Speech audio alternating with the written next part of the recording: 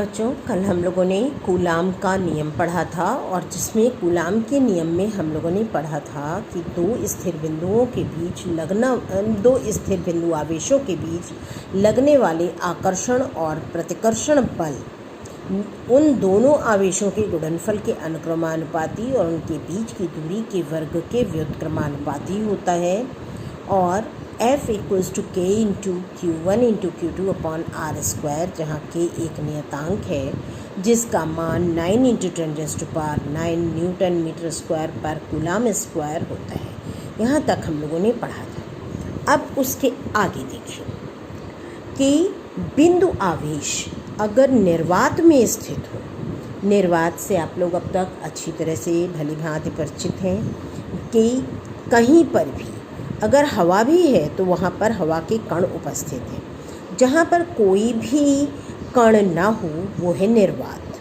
ठीक, तो अगर बिंदु आवेश निर्वात में स्थित हो तो हम सुविधा के लिए K के स्थान पर 1/4 पाई एप्सिलॉन 0, इसको ये जो हम लोगों ने C बना के एक लाइन बनाई 0, इसको बोलते हैं एप्सिलॉन 0।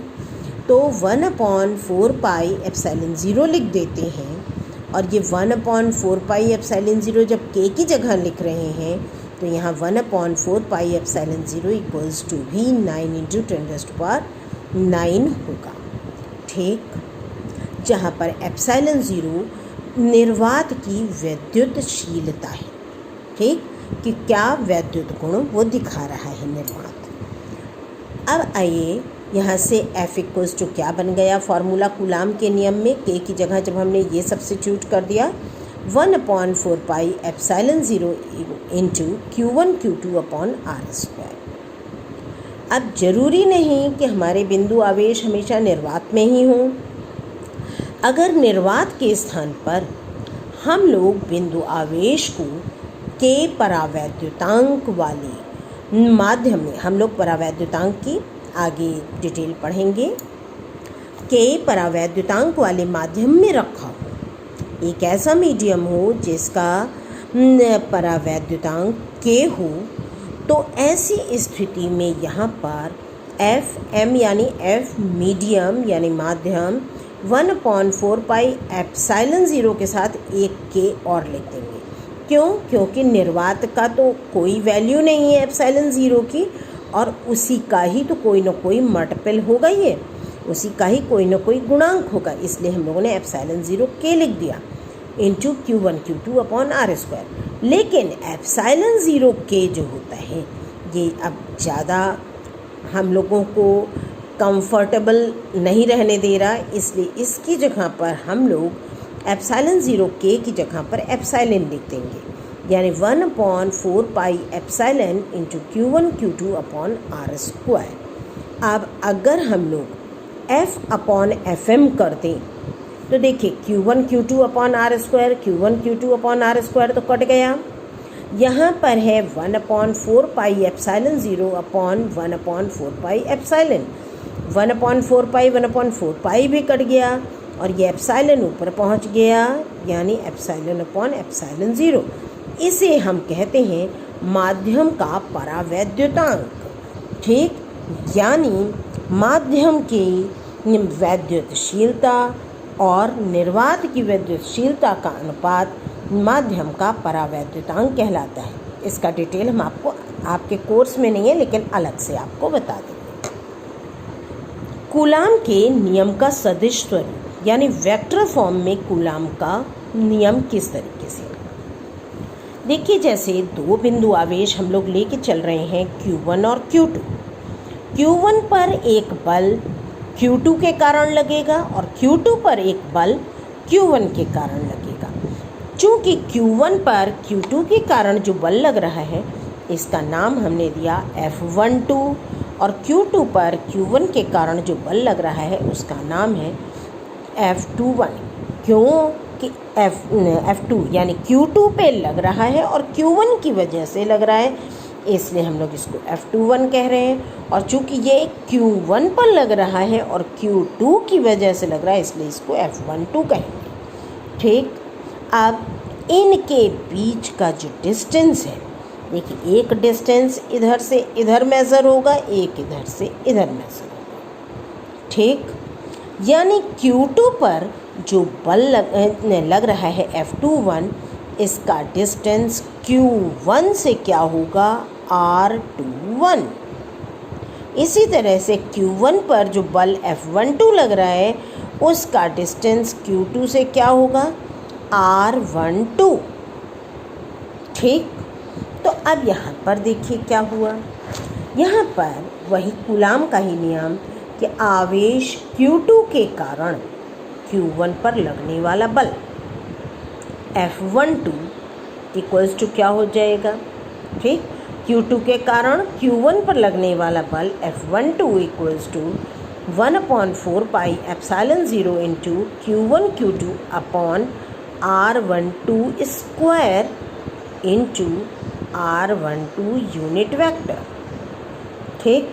ये यूनिट वेक्टर आप लोगों ने पिछले क्लास में भी पढ़ा कि कर देने से ये वेक्टर फॉर्म में आ जाता है, और ये तो मैग्नीट्यूड है, परिमाण है, और यहाँ केवल वेक्टर रिप्रेजेंट करने के लिए ये यूनिट वेक्टर की वैल्यू कितनी होती है, 1, केवल वेक्टर रिप्रेजेंट करने के लिए ये लगा दिया। इसी तरीके से आवेश Q1 के कारण Q2 पर लगने वाला बल F21 equals to 1/4 pi epsilon 0 into Q1 Q2 upon R21 का whole square into R21 unit vector. चूँकि देखिए R21 और R12 ये दोनों मैग्नीट्यूड में तो सेम है, क्योंकि Q1 और Q2 के बीच का डिस्टेंस तो बदल नहीं रहा है, यानी ये जो आपका R12 स्क्वायर है और R21 स्क्वायर है, ये दोनों की वैल्यू तो सेम होनी है। अंतर कहाँ पर आना है, वेक्टर, जो यूनिट वेक्टर है, तो इनका जो डायरेक्शन है, R21 का डायरेक्शन R12 के डायरेक्शन के अपोजिट है, या R12 का डायरेक्शन R21 के डायरेक्शन के अपोजिट है। तो अगर हम लोगों ने R12 के डायरेक्शन को पॉजिटिव माना है तो R21 का डायरेक्शन क्या हो जाएगा, निगेटिव हो जाएगा। यानी इसमें यहाँ पर क्या अंतर आ जाएगा, यहाँ पर F21 equals to minus F12, क्योंकि हमने कहा कि बाकी पूरी चीज़ें दोनों में सेम है, केवल यहाँ डायरेक्शन का अंतर है, जो कि ये आ गया। और ये formula F21 equals to F12 तो आपके क्रिया प्रतिक्रिया नियम की भी पुष्टि करता है, ठीक है ना। आगे बढ़े हम लोग। आगे आया अध्यारोपण का सिद्धांत। अध्यारोपण का सिद्धांत क्या है कि निकाय अगर ग्रुप है, ग्रुप में एक बिंदु आवेश के ऊपर अगर बहुत सारे उसके पास आवेश हैं, तो अगर एक आवेश बल आरोपित कर रहा है तो बाकी आवेश भी तो बल आरोपित करेंगे। जैसे यहाँ पर ये Q0 आवेश है, यहाँ Q1 भी है, Q2 भी है, Q3 भी है, एंड सो ऑन Qn भी है। तो Q0 पर Q1 की वजह से भी बल लगेगा, Q2 की वजह से भी लगेगा, Q3 की वजह से लगेगा, और Qn की वजह से भी, यानी n बल आरोपित है तो सबका लगेगा।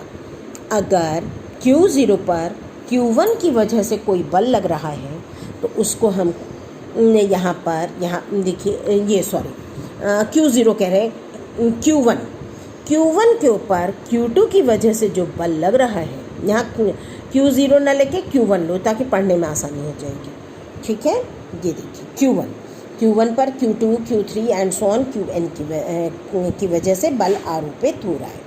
तो यहाँ Q1 पर Q2 की वजह से जो बल आरोपित हो रहा है, अभी हम लोगों ने पढ़ा, उसको क्या कहेंगे हम लोग, F12। और वही पुरानी चीज़ 1/4 pi epsilon 0 into Q1 Q2 upon R12 square unit vector R12। अब Q1 पर Q3 की वजह से जो लगेगा तो उसको F13 कहेंगे, 1/4 pi epsilon 0 Q1 Q3 upon R13 square into unit vector R13। इसी तरीके से अगर हम करें तो Q1 पर Qn की वजह से जो बल आरोपित होगा वो F1n equals to 1/4 pi epsilon 0 into Q1 Qn upon R1n square into unit vector R1n।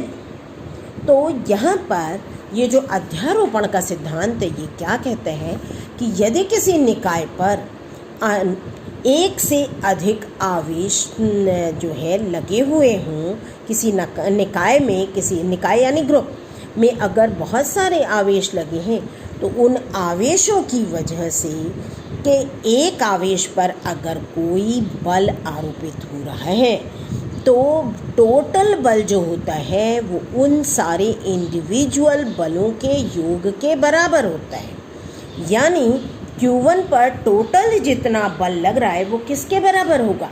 Q2 के बराबर लगे बल, Q3 के बराबर के बल के बराबर, Q4 के बल के बराबर, यानी जितने बल हैं इन सब के योग के बराबर इस पर टोटल बल आरोपित होगा। तो इसकी लैंग्वेज आप लोग देखिए क्या है कि यदि किसी निकाय पर अनेक आवेश लगे हों तो उनमें से एक आवेश पर अन्य आवेशों के कारण लगा हुआ कुल बल अलग अलग उन आवेशों के द्वारा आरोपित बलों के वेक्टर योग के बराबर होता है। और वेक्टर योग कल हम आपको डिस्क्राइब कर चुके हैं कि वेक्टर योग होता क्या है। तो यहाँ पर F1 Q1 पर लगा बल कौन सा हुआ? F1 बराबर F12 plus F13 plus F14 and so on F1n। अब आइए विद्युत क्षेत्र वीडियो लंबा हो जाएगा कल। अब हम लोग विद्युत क्षेत्र और बल रेखाएं पढ़ेंगे।